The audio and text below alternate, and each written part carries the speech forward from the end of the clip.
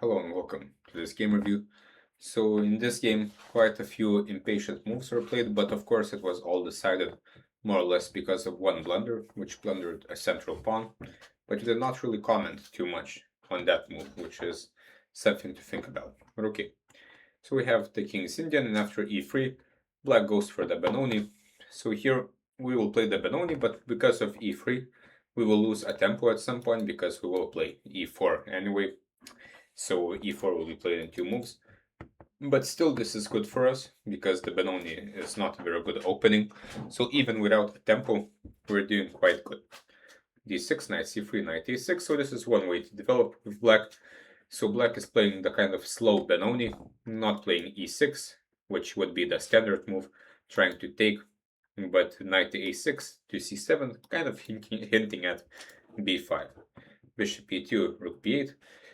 And you played a4, but as you mentioned, this was really premature as b5 was not a threat at all. We have three defenders here and black has only one defender, so b5 is completely impossible even as a sacrifice at this point.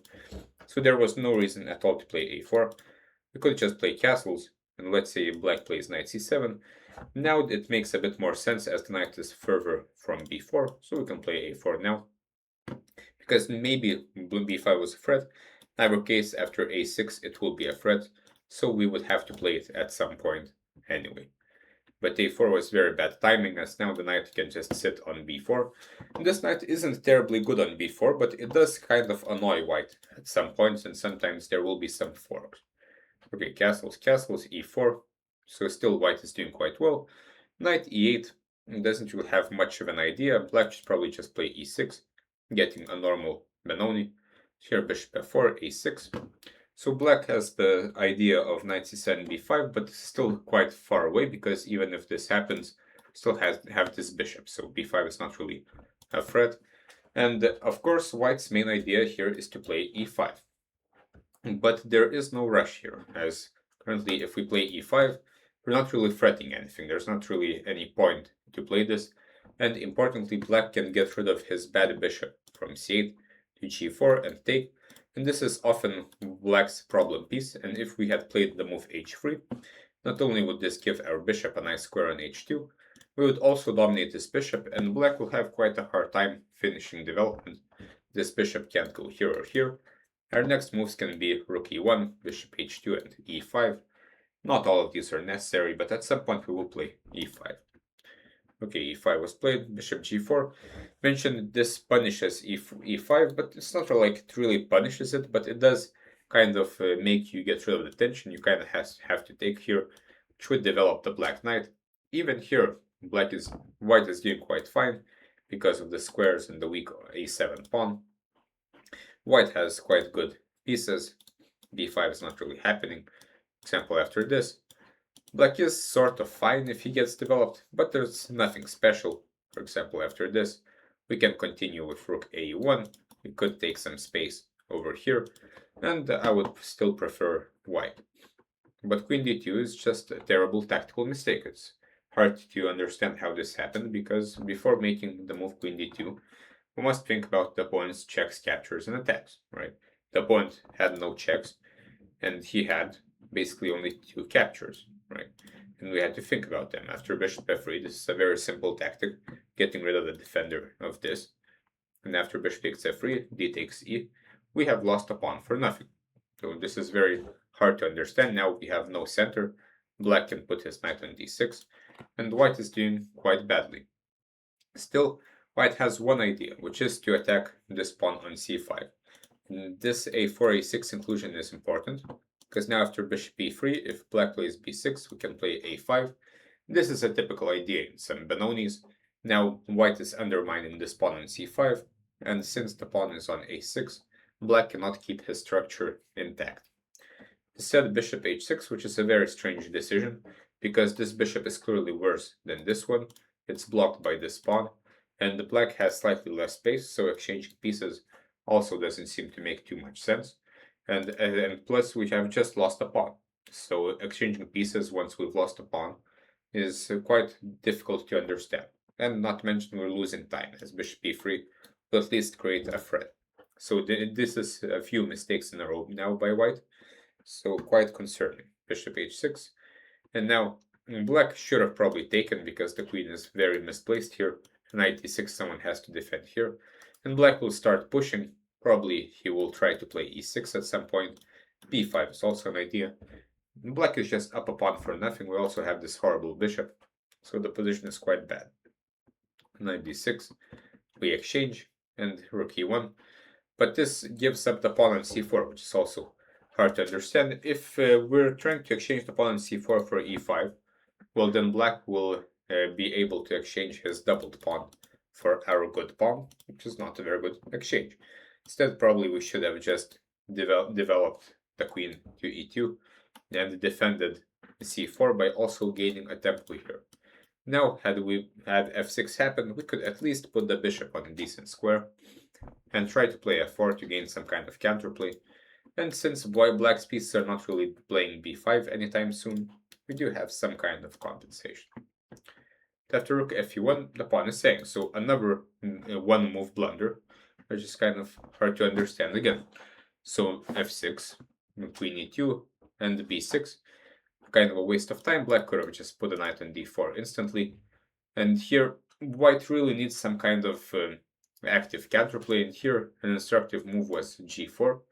The point being to stop knight f5, which you understood yourself. So this was also an idea that we had to understand. And also the bishop will move, and hopefully we'll play f4, which is basically white's only plan to gain some kind of counterplay. So h4 instead. But h4 doesn't really do anything, because even if we play h5, we don't really have a threat. And it will take quite a while for us to get queen d2 or queen e3 to play h6. And if we do that, this pawn is also hanged. So h4 doesn't really do anything. So quite unfortunate as well. Okay, knight f5, h5. The knight arrives to d4. But then it gives itself up for this horrible bishop on f3. So at this point, black is just completely winning. He can even make a fork to get some material. But instead, he takes. And now, turns out white has an idea of playing f4 to try to open up the e-file where white's position is strong. And black's extra pawn isn't really felt at this moment. Plays rook g8, hinting at moving the king and opening up the g-file. But the rook alone can't really do much. And here, king h2 was played, which is kind of a waste of time. And again, white has to understand that we are down a pawn. So we can't really waste too much time. So we have to do something as soon as possible. And here, f4 could have been played either here or later. But this is kind of our main idea. For example, after this, king h8 can be played, king f1. And it is quite dangerous, but white has his own counterplay, trying to fight on the e-file. f6 is weak. White could also move the king and bring the rooks. And the game is quite double-edged. Okay, king h2. And now rook g1. But this doesn't really create any threats. And you mentioned you're too much in a rush. But I didn't really understand, because I'm not really sure what you're too much in a rush for. Like, what are you trying to do? Because you didn't really create any threats. This is defended. Are you in a rush to double rooks on the g-file? Well, maybe. But g6, after all, is not really a long-term weakness. Black can always play g5, right? And it's not clear what the point would be to double the rooks here. So instead, we should try to, of course, activate our rooks, while also getting rid of weaknesses. And f4 should really come to mind. And you mentioned f4 would have been equal. Well, it wouldn't really be equal, right? You're still down a pawn. But of course, it would have been better than what happened in the game. And be careful about saying x move would have been equal, because of course the game goes on and anything can happen. But of course f4 would have been a good move. Okay, now f4 is played next move, but now without the pawn rook on the e-file, this didn't really make much sense, because now we cannot take on e7. So queen f4, and now black is a clean pawn up without any real weaknesses. He has this weakness, but you move the queen and the rook away from the e-file to attack g5, which is not really a weakness. And now h5 is also on a target. So knight d3, queen e2. At some point we should try to activate the rooks. The engine even suggests that white should give up the exchange just to activate the rooks. And it does make sense, because after all, if you're not going to use the rook at all, then you don't really need it. and this knight is quite strong. You can go to f4 or e5 at any point. It's attacking f2 here as well. So queen e2, knight f4, and the black exchanges queens, which is probably not the most accurate way to do things. It seems f5 is winning on the spot, trying to take with check on h5, which would continue to attack. For example, after this, g4. And the black is just crashing through. The rook can also join in at some point, and the game is over. So queen h5 instead, and now we get this endgame. Rook a1 is natural enough, rook b7, rook e6. So white finally gets to kick around a little bit. He gets some chances in the endgame due to these somewhat weak pawns, but it's not really enough, and black finds a good way to get rid of the pressure. Knight f4 and knight d3.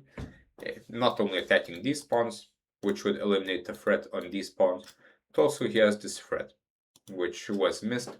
d6 might make sense if black takes. This would give white nice counterplay, attacking f6. But unfortunately there's knight to e5. The game is over because two rooks are threatened, and the game is over as we have lost all of our material. So quite an unfortunate game, which all started by blundering a pawn in one move, more or less, which is something that should really not happen with so much time. Here we should always ask ourselves what the opponent's idea is. The opponent's idea is not just to develop a bishop, right? He had a quite clear plan of taking and taking, which happened in the game, and black got a pawn for free. So we shouldn't really give up pawns so easily, right? We should try to lose in more sophisticated ways, so to say. So giving up pawns is not very challenging, as if we're down a pawn, the opponent usually will know what to do. So hopefully this was useful. Hopefully next time you do more blunder checks, right? As in rapid games don't have much time, so we must not blunder, at least the simplest tactics. So good luck and see you next time.